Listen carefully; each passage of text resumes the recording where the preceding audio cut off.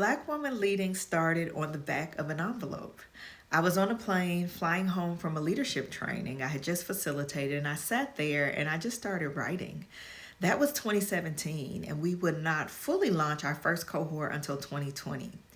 Before this, I spent 6 years as a small business advisor working with Black women launching their first service based businesses. And many of them were what I would call corporate refugees. They left because of a toxic environment, they left because of a layoff, they left because life required more flexibility than the job was willing to give them. And I kept thinking about the ones who were not leaving because not every Black woman is going to become an entrepreneur. Most of us are actually probably going to stay and build and lead right where we are as an employee. And so I kept thinking, what are we building for them? And at the same time, I was doing leadership work inside of organizations, and I would look around those rooms, and many times the Black women were not in them. I was actually often the only Black woman as the facilitator. And I knew that room from the inside too, because when I was an employee, I had been the only Black woman at my level of leadership for about 10 years. I had support, I had good people around me, but I was still the only one at that table. And so, what I believed then and what I still believe now is that Black women need a space to do our work in community, not alone, not in a room where we have to explain our whole backstory before we can even kind of go there and ask the question. We need a what is understood does not have to be explained kind of moment, right? And so that's the entire premise. So first, I tried to build this inside of an organization. I pitched it, we were in conversations, and the feedback I got was, we are not sure there are enough Black women at this level to sustain a program like this. And I sat with that one for a while.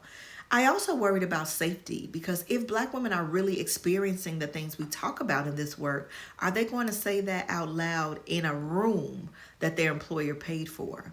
So I made a decision that I would build it on the outside on my own platform and let organizations send their Black women leaders to us. So the first cohort was 8 women. I reached out to 6 of them personally because I had either coached them or I knew exactly what they were carrying. And I said, I'm doing a new thing. It's a pilot. You want to go on this journey with me? And they were like, okay.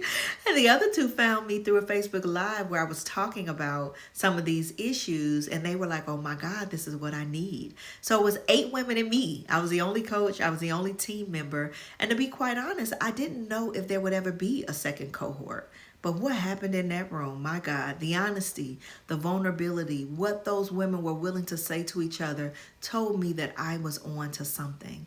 It was transformational for them and it was transformational for me.